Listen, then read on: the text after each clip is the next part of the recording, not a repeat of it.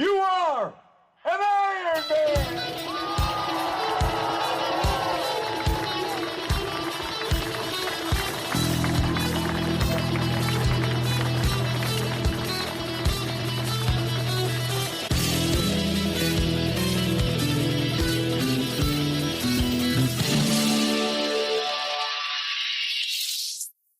This is episode 49, and today I'm joined by Chris Gilroy. Chris, you're very welcome onto the podcast. Thanks for having me, Mickey. Pleasure to be here and looking forward to the chat. Good stuff.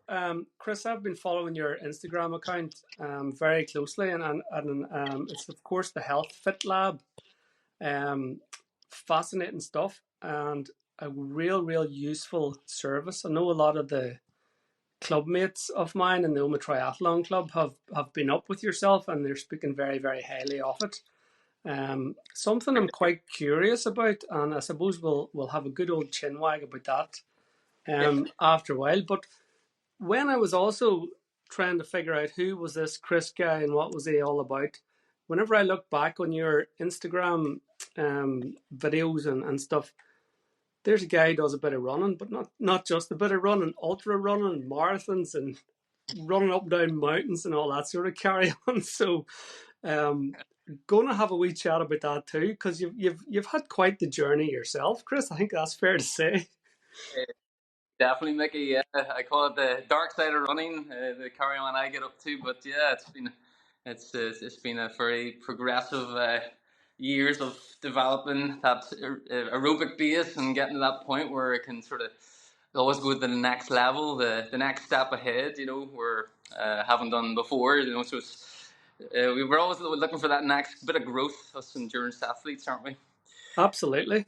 The other thing that strikes me is Chris, that you and I have a fairly similar kind of journey in that, you know, we weren't always fit, and it's probably fair to say that both of us kind of got into it. We were very late to the party. The life 2.0, I call it. Yeah. Yeah. What about if you're comfortable sharing some of your journey? Like if you go back maybe to I know in my teenage years I would have been, and I used to be in a heavy metal band actually called Savage, which not only was the name of the band, but I think it was also a descriptive of our musical talent because we were absolutely shite. But so we were listening to music, we were smoking fags, we were dreaming about being Guns N' Roses or AC/DC or something like that, and that's what life was all about. I think it was quite similar to yourself, wasn't it? Yeah, definitely, Mickey. I suppose back my school days, that's where it all started. And I had zero interest in school, and I was just obsessive about guitar and music. So that was my passion, and that was sort of something then I put like 100% into.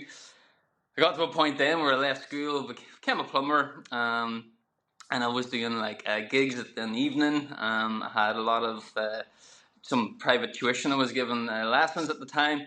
And yeah, just from there, I kind of progressed into playing in a rock band and doing some biker gigs here and there. And 15 years later, I progressed into wedding band scene. And yeah, I got and then it all changed at a later stage then. But yeah, it's that thing where leaving school was kind of the big thing where I left sort of school, didn't have any GCSEs, but the world works in mysterious ways. You don't always need those things when it comes to what your true passion is, you know.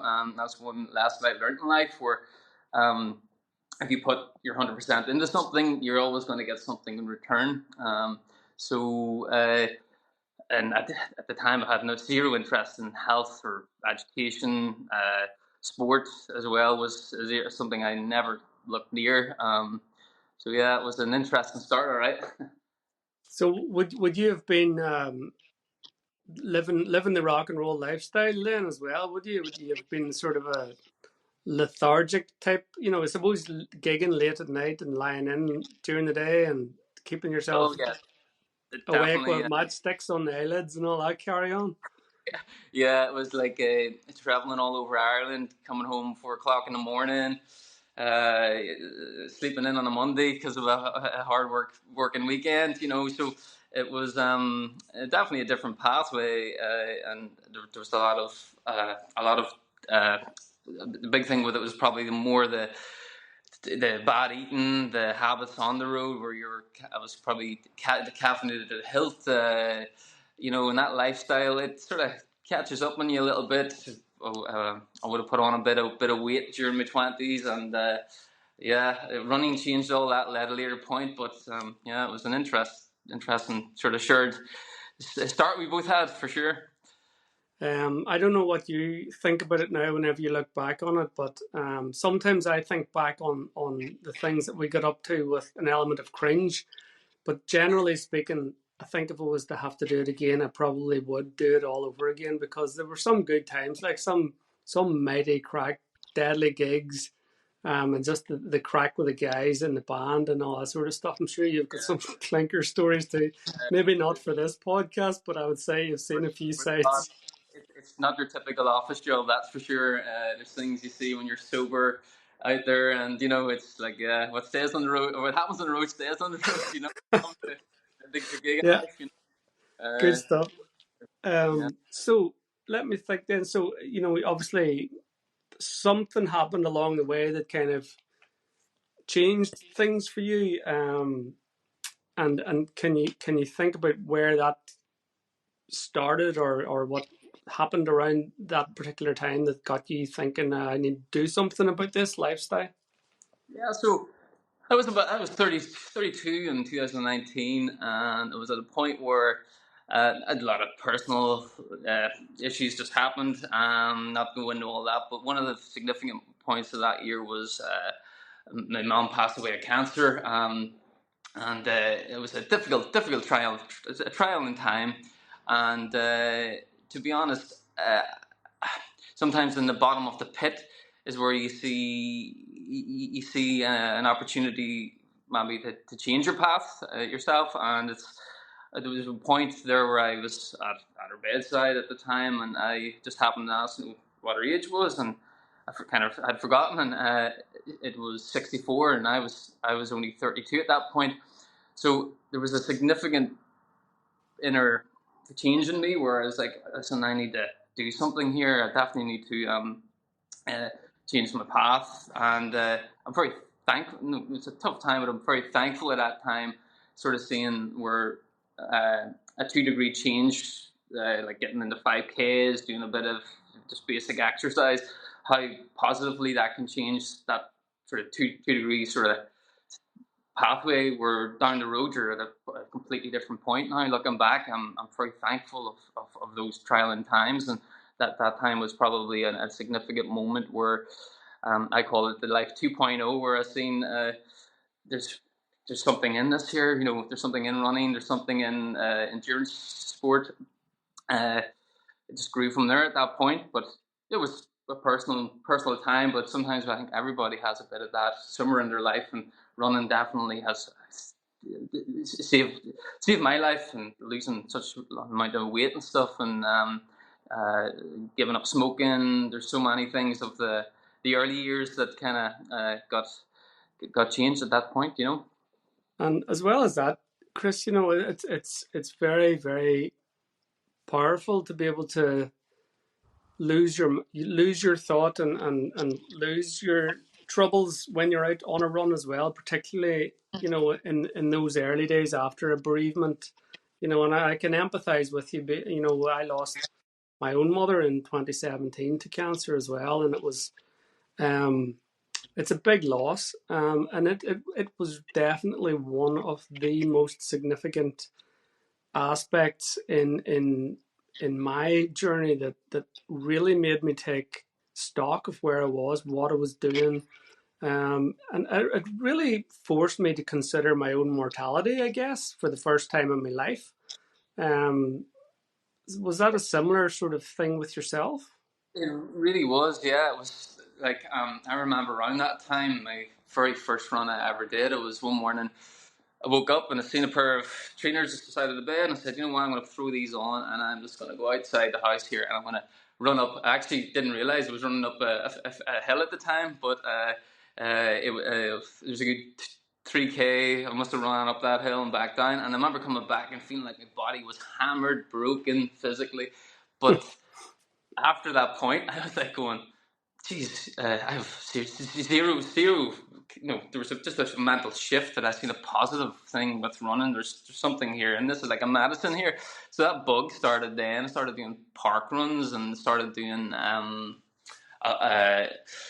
lot of 10Ks and that type of distance, and I sort of focused on those wee small steps initially, and then along the way, it's been like building a house brick by brick, and you look back, or you step back from the wall and you look at the bricks in front of you, and you go, geez, this is for 5 years, this is turning into something bigger here. And it's always, every year I'm trying to do that little next step, with I always enter things that tend to be impossible to finish. That's my thing with ultra running, especially. It's very interesting how you have progressed in what has been a relatively short time frame, if you don't mind me saying, because to pick up a pair of gutties and run 3 or 4K 6 years ago, and to think the amount of miles that you've covered since. But I'll tell you what I'm also quite interested in. I'm going to put you on the spot a wee bit here, but in those early days, would you have had any notion or ideas about VO2 max, about paces, heart rate zones? Were you going out in those early days just to try and get a wee bit of mental respite, take on some physical medicine, as you call it? And were you going nice and slow and just going out sort of plodding around, or were you going out trying to go hard, or what was it like? At the time, I remember I used to show up at park runs, and I always remember, as I sort of matured as a runner that first year, I used to start park runs basically, and I used to be like on the top 10 at the start, and then it would get to the kilometre in where that my pace would have just completely dropped, and I would have fell to the back of the pack pretty much, But there was at the time a significant moment where it was about 6 months at parkrun. There was a member of the Skill and Running Club there, which later I joined, and he said, "Oh, here, you need to pull it back there a bit, Chris." So. Like, really, I didn't have any idea what I was doing at the beginning. It was very simple, very basic, but it was very effective. Losing 10 kg of weight, and I would say I was always in like zone 4, zone 5 training, like nearly every time I was running at that point. So in one way, it probably built a very fast, reactive, aerobic reaction in my body, but it definitely was way too high in my zones. I would have been. I just know. I know now in reflection, I was in the completely wrong place to be running. But that fast change happened because of that higher intensity, that higher aerobic attack that I was having on the body, and so in one way, it made me quite a fast runner, quick.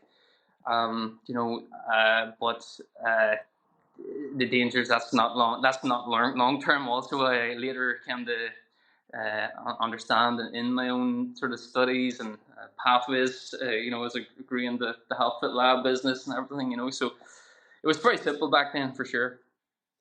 So your 5Ks got you started, got you the bug, got you kind of hooked on running, and you progressed then from 5Ks, predominantly on the road, I think, back then, up to sort of half marathon distance.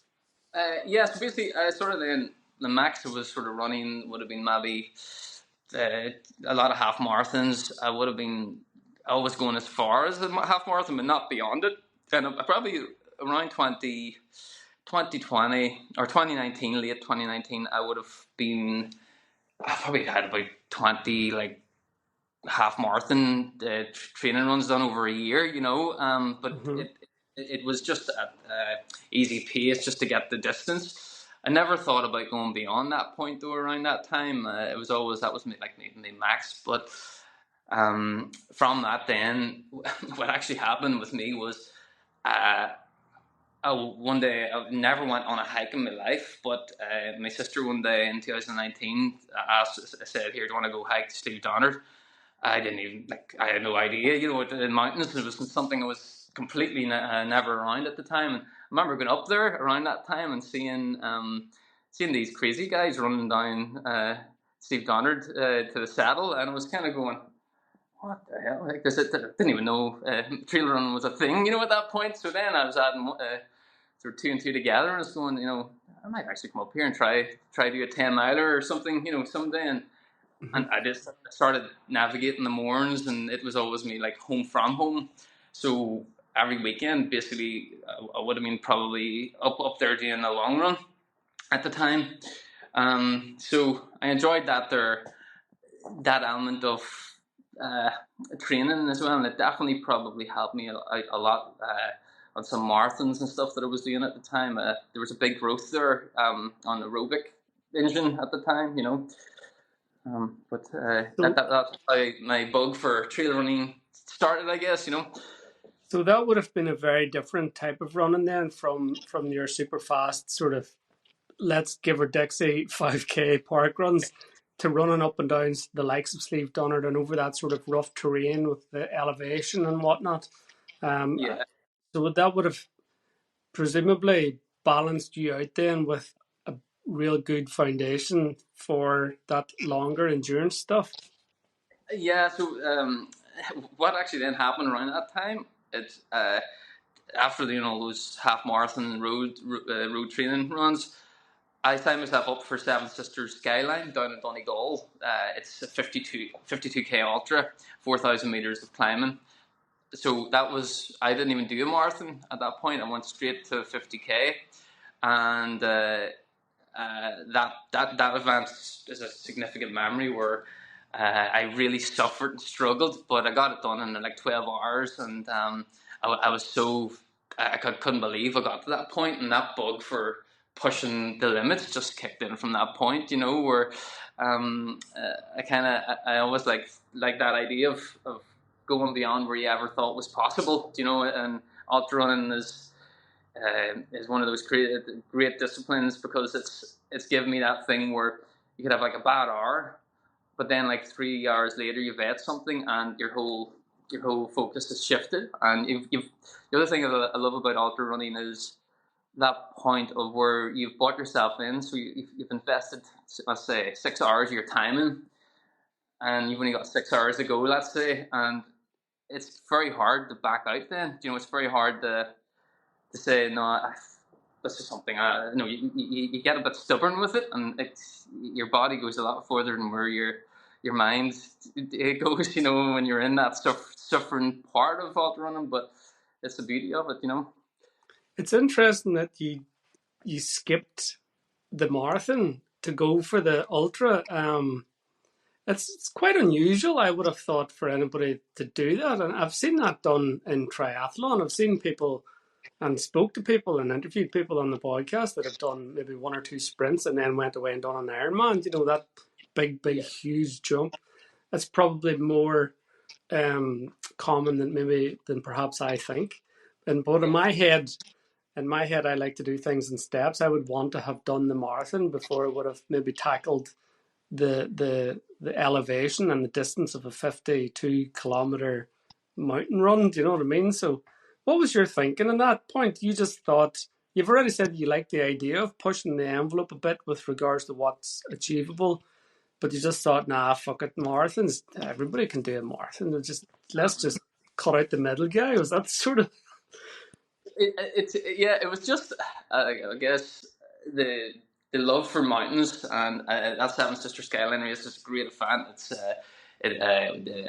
like there was just something about it. I thought, this is a run that's kind of impossible, but let's just see where I go here, And looking back now, there was parts of that race where I thought I was never going to complete it. You know what I mean? But I had an ankle issue in it and everything, and somehow I got to the end of it. But that's that jump was a big jump for sure. But I think then after that event, I did sort of try to tackle marathons. Gary O'Hanlon, he would have been sending for 18 months. I was doing marathon plan with him, and like it was fantastic. It got me down. I got myself down to like a 3:10 marathon.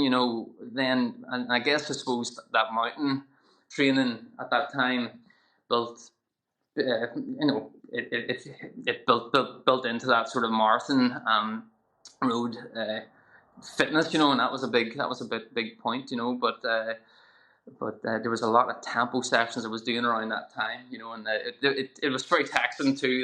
That's another story sort of there, but yeah.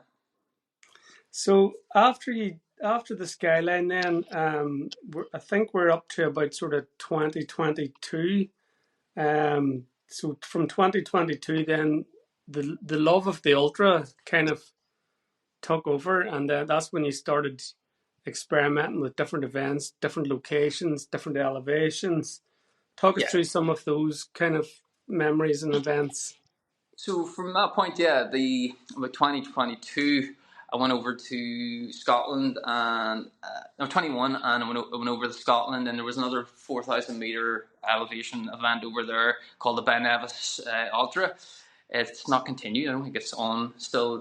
I think it's actually stopped now. But at Ben Nevis Ultra, done it in 2021.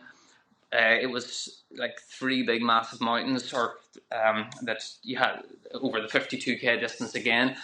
I didn't get that one finished. I actually missed the cutoff from that race by about 2 minutes, and the marshals were extremely strict in that event. And there was a famous YouTuber there I was with at the time, and the marshal wouldn't let us all cross the river, and we were kind of sitting. These guys are sitting over the other side of the river. We were just going to head up the mountain, and that was my first sort of moment of not feeling, but like not succeeding in an event. And I remember that obsessiveness inside me where I was thinking about that event for about an entire year. It was that bad that I actually stuck the map of it in my hallway up on the wall, so I had to look at it every morning. And I sort of said, I'm going to book this next year, and I'm going to make sure I get that one done. So the Nevis Ultra was a great moment where going back that next year, then I finished it.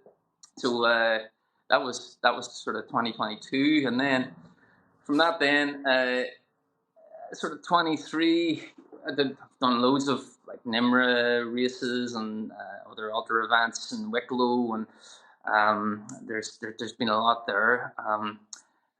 But that's sort of 22 sort of phase of it, So the Ben Nevis redemption was that's an interesting take on that race where you didn't succeed or you didn't complete the event, and rather than try and move on, you kind of got stuck there, and you thought, it's just interesting how you went and you put that up on the wall, and you looked at that, and you were very, very clearly making a plan that this time next year I'm going to conquer that. Yeah, no, and still to this day I take that. It's not. I suppose like the big thing there, and I still follow this today, even with the likes of UTS and Snowdonia, which I'm doing this year, and everything else. That you need as an endurance athlete, and especially if you're doing ultras, one of the things you need to understand is one thing I've always tried to understand is the finish line is not the reward, it's the training. And I guess like the training for me is probably the biggest reward that I get to have, because I love building up. If I have a fail one year, that next year knowing that just even feeling very comfortable at the start line is the most important thing to me now. So in one aspect, I enjoy probably training more than the events, because you got to earn to be there, and that part the event for me is not as important to always finish. It's more that knowing you've put the work in, knowing you put the determination in, knowing you put the discipline in. That's something that I learned from those days, which is always good to take with you when you go into longer distances. You're not the first guy that's expressed that same kind of love for the training and the lifestyle and that discipline and building that in and really breathing that in as a new and improved version of yourself, a very, very much healthier, more positive person than the guy that you used to be. And I think that's probably the wee bit that we often maybe don't think about, but I think it is, I think anyway, personally, it's something that I really enjoy. I really enjoy being able to do what I do, irrespective of how I get on in the events. I think there's something in that. But There, then when you look back at 2024, you never stopped training because the amount of events, the amount of miles that you knocked out, ticked off was absolutely amazing. Talk me through the highlights of 24. 24 is probably the biggest year for me. The first thing off the back of 2023, the first thing I had on the cards was Everesting Sleep Donard. So on winter solstice, I was planning on the darkest day of the year. Going up and down Sleep Donard 37 times to try to Everest it, which is 8,849 meters to be exact.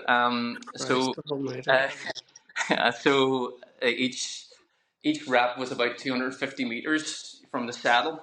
So that's bonkers. Sorry to interrupt. Each rep, you're talking about doing fucking reps of Sleep Donard, like that is nuts.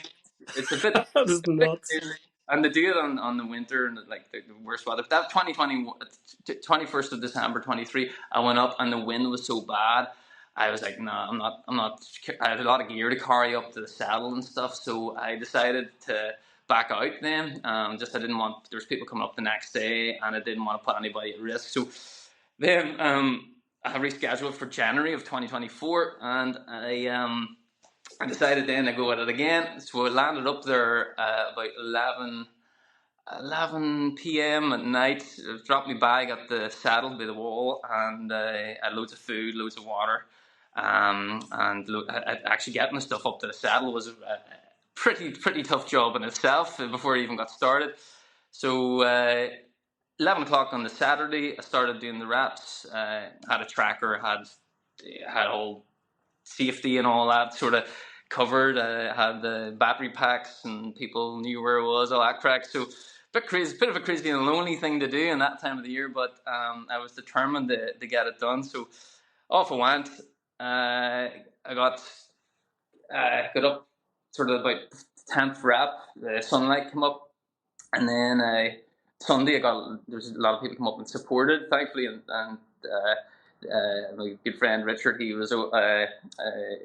came up and he done about 4 or 5 reps that next day. But then into that sort of Sunday evening, the sun started to go down, and I ended up being there a lot longer than I was expecting, because there was actually quite a bit of ice on the top part of Sleep Donard. The halfway down it was okay, but it was a bit very technical at the top. So I then started. I went into that Sunday night kind of on my own a wee bit, and I didn't expect to be there as long. So 32 hours later, Monday morning, I ended up coming down off Steve Donner, getting it done, and that was an interesting one, because it was only 55 kilometers, but it was 37 reps, so there was no flat running at all, so there was hardly any distance in that. But that's what made it really difficult, because it was just 2 muscle groups, your quads on the way down, it was your hamstrings on the climb, and it was there was no running out your legs, so it made it quite a challenge. And was that an organised event, or was this just you thinking this is something I'm going to do? So was it just your own thing, or was there other people? Was it an organised thing? Everton before, and it was just my own thing, I decided sort of because the Mourns are close to my heart, and my home from home, I call the Mourns. It's like I thought, that's just a nice, and that's a nice sort of challenge there that's different than anything else I've ever done before. So hitting that type of elevation, it's a big thing to do. It's not an easy elevation gain to achieve. So, and over such a short distance too, it was even made it more intriguing to me. It's absolutely crazy. It's mind-boggling, like. So I mean, it's unbelievable. That is some going, and as you say, it's the sheer elevation on it, and that the repetitiveness on the hams and on your quads and whatnot. So It was unbelievable stuff. You did a few events around Ireland then too, didn't you? In 24, you did the yeah, Kerry Kerry. Way Ultra. The next thing is what I did then after that event was Snowdonia, the 100 miler. It was over there last May. So I didn't get a completed 300 runners start that race, but 90 or 100 finish it each year. So just even getting well into it's a big achievement in itself. But I got to.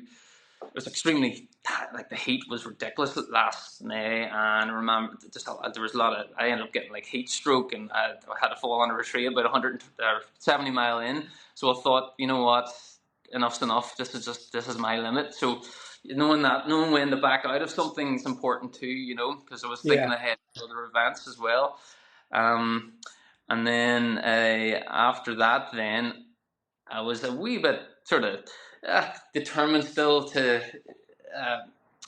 achieve another, or have a go at another off the back of Snowdonia, another ultra event. So I signed up to Val d'Aran, UTMB Major. So that one there was over in the Pyrenees.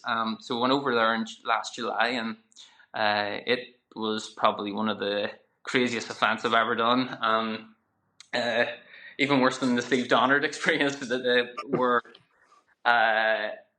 well, it was 110k. There was about 7,000 meters of climbing, but the distance was a lot higher in that event. And what happened during that event was it was frightening.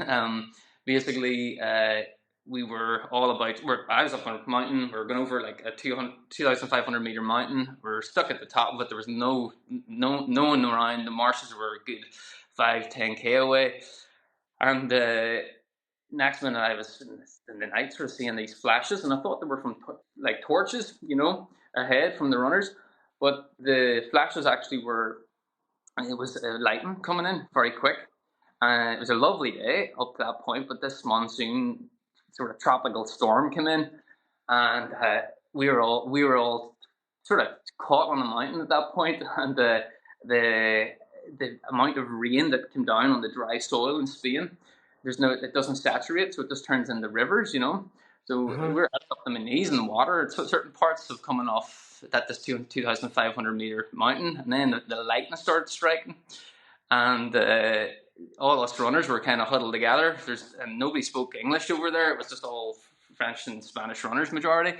There was one person I met on that run, and they were saying they spoke a bit English, and like we were kind of running off the mountain, going like, "What's going on here?" And the marshes started running up the mountain at this point, telling us to come down quick, get shelter.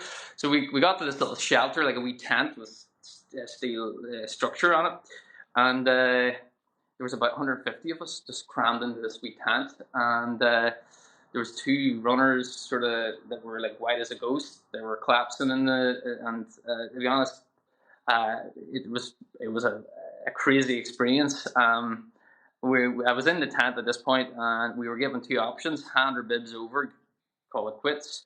And you would have lost. A lot of people straight away did this, and we were told we had to wait in this tent for like 2 hours. Next minute, 2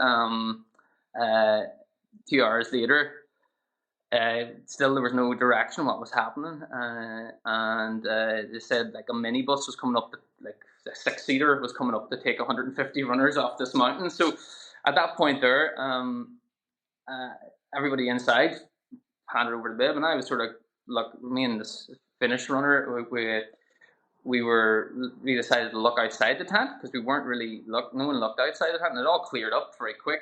So I sort of said to this other runner, I said, you know what, I think we need to head off this mountain, and because the time that bus comes up and down, it's going to take 6 hours getting us off this mountain, you know. So we headed on, and into that race I went, and somehow I got that event finished, and it was the most craziest experience, you know, but it was one I'll never forget, you know. I didn't expect to finish it at all at that point, but that was a big event, and then so there's been a lot of those.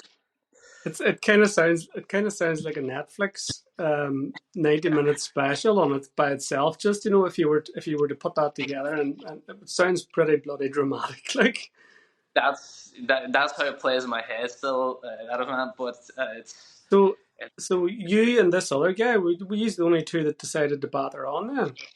There was about 3 or 4 other runners, and then we ended up getting to the next checkpoint. We were told we just had to run off the mountain and meet the marshals at the bottom. We had an option to do that. And when we got to the marshals at the bottom, the race director said, to the marshals, you're allowed to continue. So I don't know, everybody didn't know what was going on in that race. There was just so much mixed, all the language differences and stuff. It was there was so much mixed communication. But yeah, I got it done, thankfully. So that UTMB major, it was my first experience of 2,500 meter mountains, you know. So I'll never forget that one, you know. Absolutely, and it's another example that I've said this on a couple of other podcasts. An epic event always calls for epic weather. so that's unbelievable. So true, Chris, that's an amazing kind of journey that you've talked us through there, sort of over the last half an hour or so. But it's important to cover that because I guess as we move towards talking about your business and the Health Fit Lab, it's cool for people to know that you have been there, done that. You know, this experience that you have, your running experience, your journey, your insight into the endurance, all those things, extremely, extremely valuable and useful for someone who knows what they're talking about because they know what it's like. And I think that's very, very valuable and well worthwhile going through all that. Let's move forward then towards the business side of things and all this. I recently put up a podcast talking about my training for Lanzarote, and I mentioned VO2 Max in it, and to my shame, I think I said whatever the fuck that means. So I'm hoping that you'll be able to shed some light on it, because I suppose we're all quite familiar with VO2 Max. Yeah. We know that it's something that we should be a wee bit more clued into. So I'm going to hand it all over to you in whatever way you want to lead up to it. If you want to pick up from the running and talk us through how the business took up, and then we'll chat about VO2 Max. Yeah. So yeah, I suppose around the time off the back of even what I said previously, where COVID happened and I was in a band, so a lot of gigs stopped, and around 2020 I made the call, listen, I have so much normal weekends here, so much time in my hands, I'm going to go back into education. So I decided to take a sports and exercise degree in Southwest College locally, and it was handy because I could work around my working schedule and that. So from that, then I spent three years getting my bachelor's degree in sports and exercise science. So that's where my passion grew then for the technical parts of scientifically what's happening with our fitness and that. So during that time, I investigated like gait analysis, applied a lot of my learning into my running, and around 2023, I sort of click happened where I was like going, there's a gap in the market here. There's a lot of people that are we're running around. We don't know what's happening under the hood, you know. And so what I sort of this passion that I had during my studies was VO2 Max and learning how it works, everything about it. And from that, then I progressed into this business idea of the Health Fit Lab. So what the Health Fit Lab is, really, it's my way of offering into the community and locally for athlete purpose, just an assessment on aerobic capacity. So like VO2 is basically the volume of oxygen per kilogram of body weight per minute that an individual utilizes. So your VO2 max is where you get to that point where your zones, your heart rate's not increasing any further, and your RER is at a certain threshold, and you're at that point of complete exhaustion. Now, with VO2, one of the big things are what I use the data a lot in my training now. And what happened to me around 2023 is I became sort of iron deficient, and one of the big things there I was intrigued about was after loads of supplementation with the doctor and stuff, my performance started to dip a little bit around that time. So this happened when I was thinking of setting up this business, and I sort of seen this sort of self-learning point where there's so much happening as endurance athletes. We don't always have the full picture. So our watch tells us that we have a 55 VO2 max, and that's how hooked up to our lungs. That a lot of those metrics are based on population data, not on individual physiology. So so a big thing with VO2 is just learning how to apply that data to each individual, and that's what I love about my job now, where there's a lot of different athletes from different backgrounds come in, and we do a VO2, and their zone 2 might be something completely different what they initially thought, or what the assessment will also give me is an understanding of how to improve an individual sort of training regime, so I can educate people that way and help them target the right intensities and stuff. So it's a big passion of mine now, VO2 max. The VO2 max is something then that's, so help me understand this a wee bit further. The VO2 max that I would know, given that I know nothing about VO2 max, is just a metric that's generated from the likes of Garmin. So the reality of what my VO2 max actually looks like might be very, very different from what Garmin's telling me. And then subsequently what I think my zone 2, my zone 3 and 4 and threshold pace zones and heart rate zones are probably likely to be a wee bit out as well. Are they always just a wee bit out, or are they sometimes quite significantly off? Quite significantly off, definitely. Where I've seen it myself. I've seen it with other athletes that have come in for a test. They're leaving going, geez, my watch was telling me that my VO2 was a lot lower, a lot higher, and it can be significantly out, and one of the big things that's going to be always significantly out is heart rate zones, because there's when you're doing a VO2 test, respiratory exchange ratios are being monitored. So basically, when you're breathing out carbon dioxide, that's basically being monitored as you're doing the test. So the RER, if it crosses 1.00, that means you're going into full carb mode. So what a watch will never tell you is that metric. So from a VO2 test, the metric that's being utilized there is the respiratory exchange ratio. So that's the secret there to knowing those zones, and it's a zone 2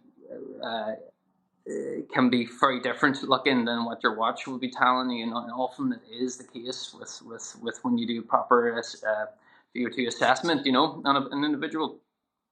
I went out for a run today. I did 16 miles today, and I decided before it started that I wasn't going to push 16 miles and training for Ironman Lanzarote in 3 weeks.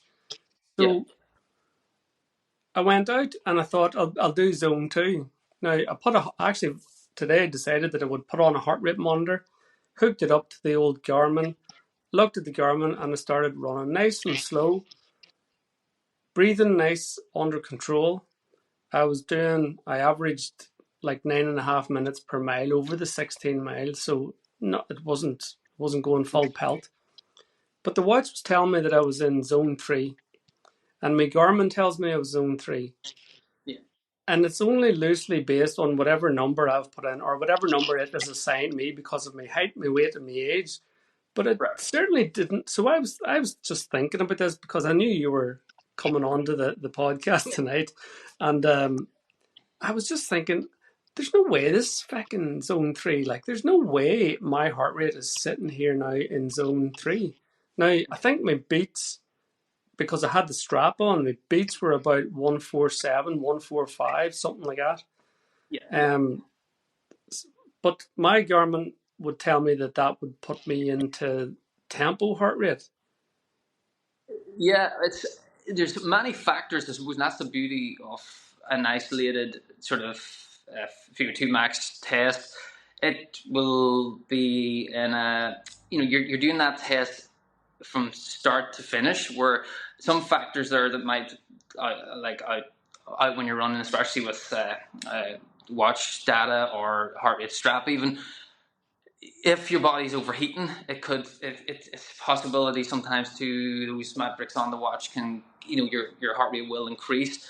And a factor that does that is when you're sweating. Sweating basically drops the stroke volume in the heart, and it increases the rate. So that's a way the body's losing sweat. So sometimes you will get like a hot day, high heart rates. And a lot of people kind of panic about this type of thing. I often see it with clients and that. But what is really important there is, what I always educate people in when they leave after doing a test, is the RPE scale. So from experience in that, if you say you're doing a zone 2 run and your heart rate's showing you're in zone 3, 4, right? A good way of always gauging that is if you can do a zone 2 where you're breathing through your nose only, you're likely in zone 2, whereas you have to be a wee bit understanding around the feel of what that effort is, not just the heart rate, because some scenarios outside, like a laboratory test, like a VO2 test, those other factors influence heart rate, So often there's a bit of an anxiety with heart rate, with our watches and with our devices, where people are sort of seeing like numbers that are flying up through the roof. It could be just copying your cadence. It could be copying many things, or inaccurate out there. Whereas a VO2 test, you're isolating those influencing factors, and that's the difference there, where you're getting, and then understanding the RP scale is really important there as well. Because you'll know when you're in your zone 2 from that, even as well, and how you're breathing and that, Yeah, that kind of all makes sense to me. The idea that there are so many different variables, and I suppose today was quite a warm day. There was a lot of actual bright sunshine during, and I did sweat quite a lot. And then interestingly too, sometimes whenever I feel that I'm lagging off a wee bit towards the end of a run, I'll consciously increase my cadence to try and maintain a there or thereabouts split time, without trying to put too much of an effort on the heart, but I'll just try and take up the cadence a wee touch. So you do play about with things like that, and I suppose subconsciously you make all these wee yeah. adjustments, and there's hills and stuff like that in the way as well. So tell me this, what does a VO2 Max test look like? If I rock up to the Health Fit Lab, what do I need to bring with me, and what's likely to be happening? Yeah, so basically the first thing will be we'll do like parkour forms, your health declaration, all that. Make sure that everything's okay before you start the test. Then I guess I'll sort of chat to most clients and learn about their sport. It could be like high rocks, it could be a marathon runner, it could be 5K runner, it could be just someone that goes to the gym. So understanding what they're looking from the test is important for me, then to understand there's different protocols of a VO2 you can put a client through. So for example, if it's a cyclist, it'll be on a WAP bike. If it's a runner, it'll certainly be on a treadmill. Even rowing, you can they do VO2 and other disciplines, but it's the first thing then is sort of getting to know the client, and then from that then it's knowing a wee bit about what maybe their goals are. Most clients tend to have their own coach or their own training plan. So what my sort of big coverage there is to try to make them understand their efforts and what their zones are, how hard they're working, what's better for VO2 growth. It could be just that some of their lower zones need to be improved. So I'll educate them on how to sort of target those areas. So yeah, it's working with the client and working back and forth where they have they're leaving with an education on their own physiology, which is completely unique to every one of us. We're all not the same, and it's important to learn that from a VO2. So a client would typically leave then with some sort of data in their hand, like this is my max heart rate, this is what my sort of zone 2 looks like, this is... Yeah, that's it. And a lot of people then that are coming, I sort of show them, you can put some of that data into like some watches like your Garmin, and they would work maybe off those zones then. And it just, there's different scenarios. So like, for example, you could have a situation where you have someone getting the running outcome, like where they're doing like, let's say 38-minute 10Ks, but their VO2 scores sort of way higher than that.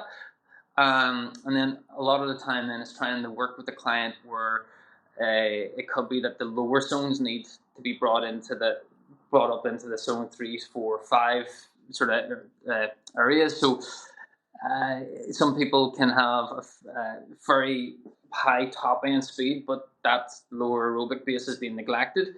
So it's trying to work with their goals and trying to work with what's going to make them get that extra 10-20%, and it sometimes and often is telling them to run a lot slower. That's quite a common thing I've found, where and their zone 2 days, their zone 2 might have been where their zone 3 was, that's what they thought in their head, and then honest showing from the data, this is the zone 2, we need to build this aerobic base. So I sort of explain it in a way to some clients where if you think of your aerobic capacity, it's a bit like a bucket. So if you've got a bucket full of suds, there's no density. So that's your high anaerobic, just it's short-lived. You're not going to have, there's a time and a place for that in your periodization of your training cycle. But if those lower zones are neglected, you can see that the burnout happens. The other, the recovery is all going to be not in the problem area. So by working the client slower, say zone 2, building that up, it's like putting water into that bucket and only having a little bit of the suds at the top. You have density. You have that build that aerobically is essential, and neglecting a zone 2, zone 3 run. You need a variation certainly. But the big growth is in focusing on the full spectrum, and targeting in the right way. And periodization is another big thing, understanding when to do your 400s extra hard, and when to do, if you're in a periodization block of your macro cycle, which is the full picture. If we think of it as the walls, of a house, each block is your micro cycle. So your micro cycle, if you're sort of in 1 week, let's say, and you're in your first 4 weeks of a 60-week plan, and you're doing 400s very like RP 10 flat out, yeah, you're going to get the VO2 growth. But sometimes learning how to work those intensities at the right time in the training cycle is where you're going to get the running outcome with with the data. And suppose liaison back with the coaches, and I work through just different coach athletes that come for tests. So it's just giving that education over to the coach and the athlete. That's where my bridge is really there at the moment. It's actually fascinating listening to you talking about that, and you're obviously very passionate about it, and you're very animated there when you're talking about it, and you really do know your stuff. The thing that's kind of clicking with me is this idea that I do have an understanding that those lower zones and training zones are crucial in terms of building what you refer to as that density. And I've spoken to many people who talk about, from cycling and from running, who talk about the importance of getting that foundation down and laid down properly. And I suppose the thing about it, and for me, and correct me if I'm wrong, is that if I think I'm doing zone two and think that I'm doing everything that I should be doing, I would I would feel a lot more confident in myself if I was actually doing my zone two. Yeah, Because what I might think is my zone two is more likely to be zone three. Is that kind yeah. of what's happening with a lot of clients? Oh, well, it's just, there's different factors. It could be the opposite of that, even as well. But objectively, yeah, we're you're looking at the data. The VO2 test does not lie. That's the numbers are true to what we're at, and I think that's the thing that I love about science and sport. We're at that point where we can in our head feel like we're this run today is feeling super easy, but just because it feels super easy doesn't mean you're maybe targeting the right thing into that weekly cycle where you might be overcooking it too early on in that week. And there's ways of fine tuning these things. You never think of 200%, but working with the RER data and seeing it's Fat Max is one of the biggest things that I would focus on, even for UTMB Snowdonia or UTS Snowdonia. One of the big things there is, I'll give an example, a personal way I applied it, where the start of the year I done a test and my zone two was like, it was really narrow, let's say 110 beats per minute to about 125, roughly around that it was. And I just wanted to build that zone two because ideally that's what I'm going to be doing. I'm suffering at the end of my event. I need that there zone two just to be taken over. It's a big area where if I'm cooking it on that first climb, the later in the race you're going to pay for it. I'm going to pay for it. So I need to.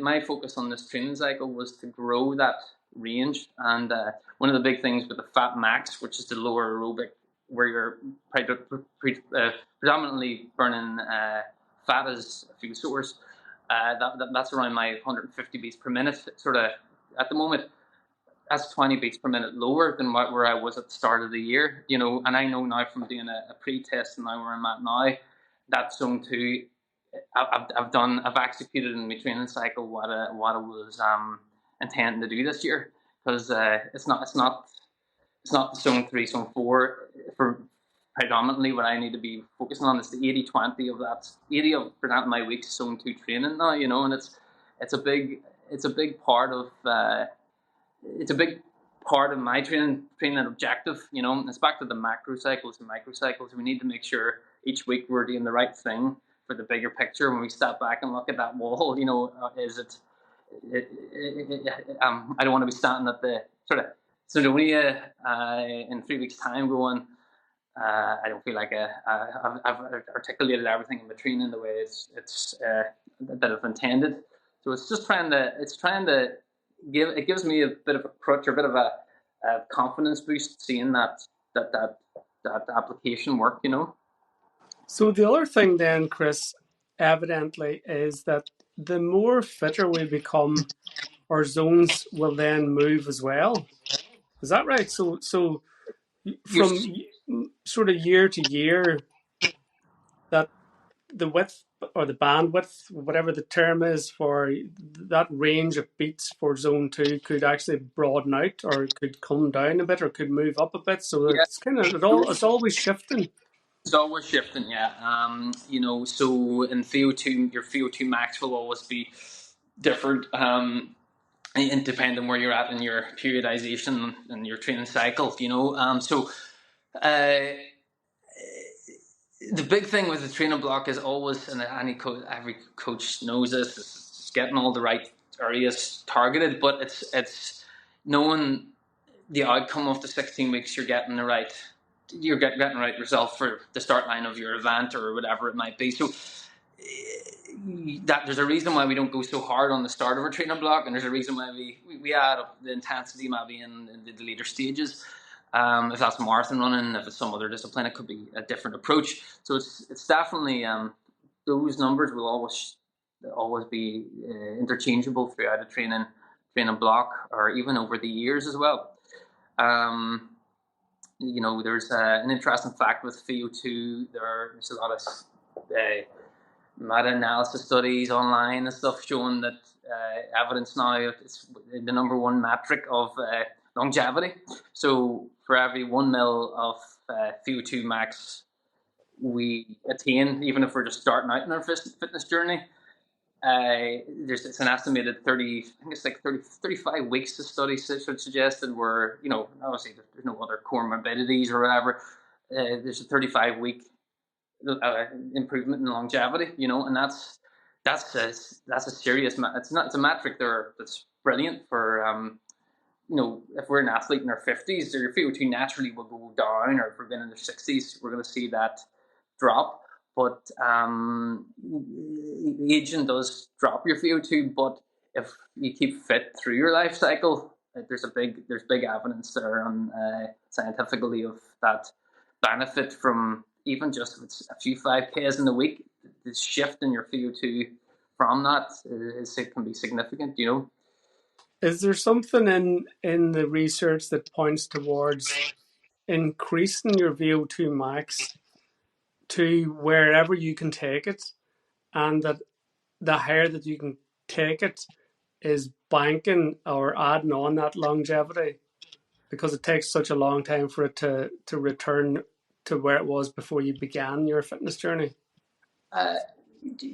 Definitely a big thing there with even a lot of the data I work off, like there's different categories of VO2. So when you do a VO2 test, there's a data bank in America. America does a lot of VO2 testing.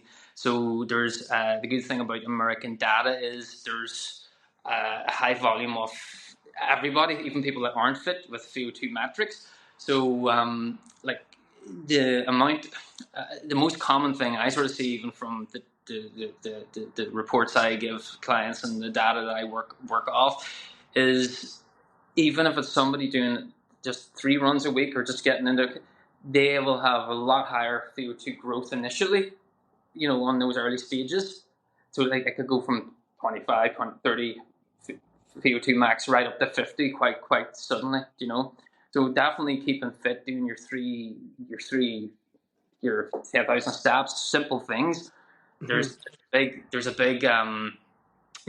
lot of big database basically showing that's evident there for sure. And then really when your 30s to 50s, a lot of literature talks around the fact of trying to maintain your VO2. That's most athletes in their 30s, 40s, 50s. You're gonna be trying to hold your VO2. It is going to decline with age, but endurance, sort of people with high aerobic fitness definitely can withhold that. It's amazing stuff, Chris. It's really made me think about things, and I'm sure that there'll be a lot of people listening to this episode will have their ears picked up and be thinking about, what is my zone 2? Where is my VO2 max really my VO2 max?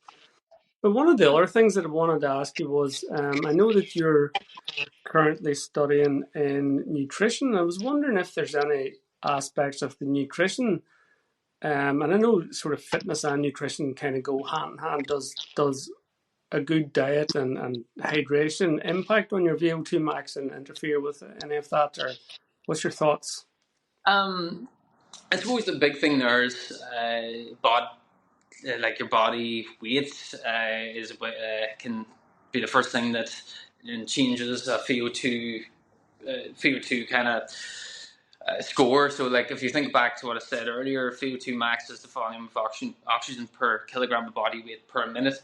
So if you lose, let's say you're 70 kg, you lose 5k because you started your fitness journey. There's definitely there's going to be a VO2 improvement because there's less kilogram of body weight. So definitely with my nutrition sort of studies, that's the next sort of element I'm sort of working on at the moment with nutrition. It's quite there's a lot of mixture out there where you've got social media influence now, and there's no governance around who is a nutritionist and who isn't. I'm not finished my master's just yet, so what I advise I have to be very cautious of as well. But what one of the big things there is the misinformation. It's a big problem, out there, and I can already see that. A common thing with endurance athletes will be often underfueling,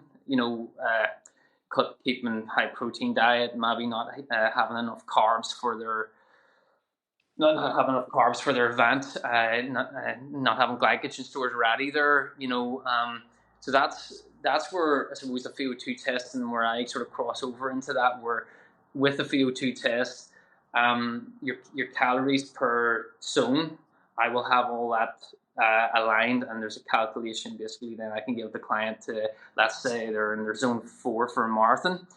There's a calculation there I can kind of give a client then based on that zone, if that's what they're holding for average per hour. So then they'll know it might be 2 gels they need rather than the 1 gel. So that's where I sort of work this business currently in. And what I'm hoping to do later is involve more nutrition planning, building that in further with it. But at the moment, it's sort of my studies is the big thing at the moment, and that's the focus for now, yeah. It's absolutely amazing stuff. You're quite right. Quite often, and probably guilty of it myself, looking and listening to podcasts or reels or whatever it is on social media, and kind of taking it that what they're telling you is accurate.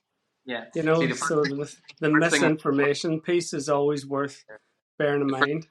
I always come to is, and even just from my way of being, is that you have to be objectively right before you say, like, I could easily say here now, we all know we have to eat carbs, protein, and but there's so many individuals without their individual numbers, which is really what my business is about. Is I can't.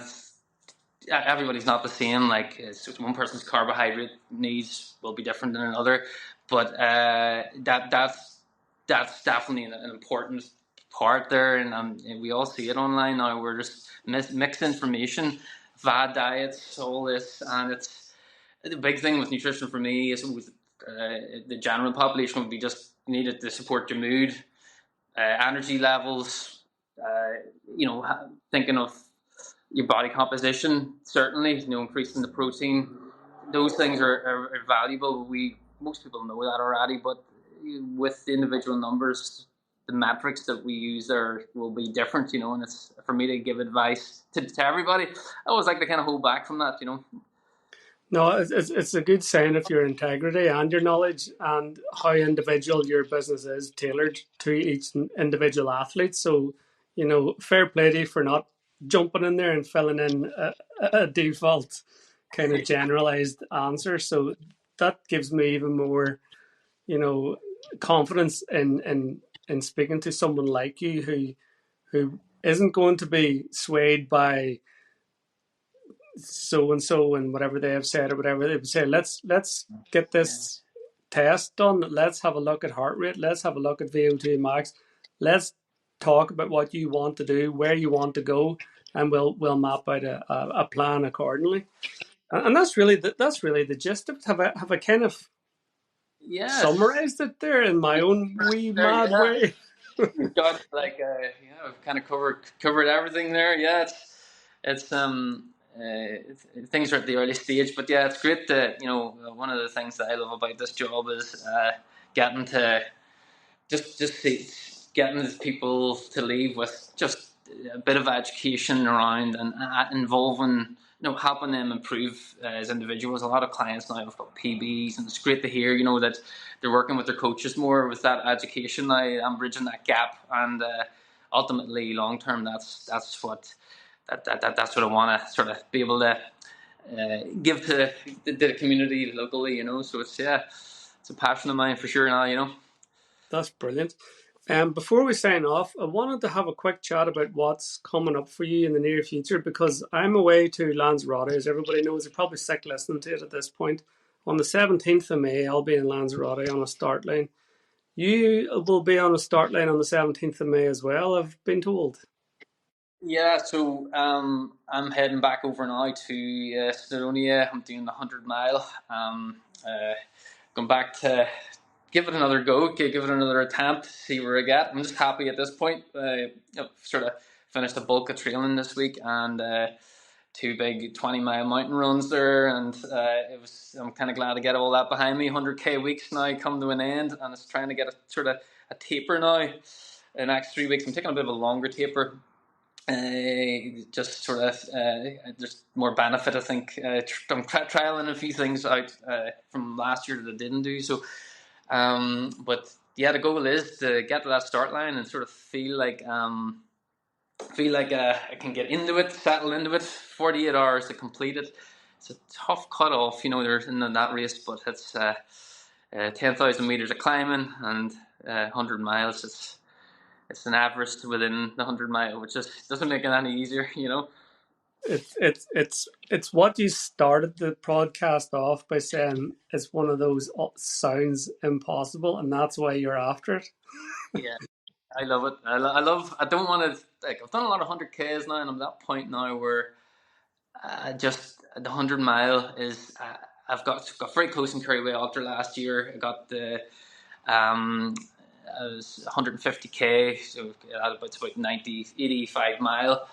But this year I've just focused on two races. I've got Snowdonia now in May, and ultimately I just want to use that Zone 2 now enhancement that I sort of developed a wee bit to bring onto that start line, and just know that I deserve to be there, and it's the rest is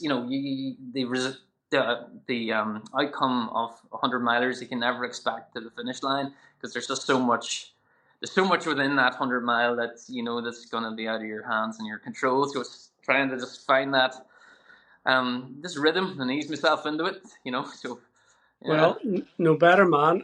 And I would suggest that you're well equipped for it. You've got all the knowledge now, so it's I'm hoping that this will be the same as what the Ben Nevis thing, where you go back and you take home the T-shirt and the medal. Yeah, it'll be a bonus if that happens. But here, I enjoyed the training this year, and I've had a good year with it, and had a very busy year. So fitting that volume in around everything else is just getting those big sort of 12-hour, 16-hour run weeks in. That can be tough, with all that's going on. So it's just happy to roll up to the start line and leave the rest to see what happens, But you have a big one. Your Lanzarote one's going to be exactly the same, Mickey. So wishing you all the best as well. It'll be the same type of thing. I might give you a shout though for this VO2 Max carry on afterwards to see where it was, or where I want to be for I have a few things planned beyond Lanzarote that I'm not going to really talk about until I want to just focus on that and get that out of the way. But here, for anybody that wants to book in with you, Chris, or to drop you a message or to find out more information, or what's the best way for anybody to get in touch with you? The best way is Instagram, the Health Fit Lab on Instagram, or if you get me on Facebook as well. I'm in the process of just finishing off a website at the moment, so I'm hoping to get that done in the next few weeks as well. So that will be all. Yeah, you can reach out through social media, and that's probably the easiest way to contact. Good stuff. I'll put a wee link in the description as always, and point people in your direction if they're looking some advice or they want to book in for a test. No, thank you very much. Appreciate no problem. Chris, enjoy your taper and the very best luck for Snowdonia. Go and enjoy it and get that T-shirt. Yeah, here, same to yourself, Mickey, and thanks very much. And it's a pleasure being on here, and hope the taper goes well for you as well, and you enjoy the race. Cheers.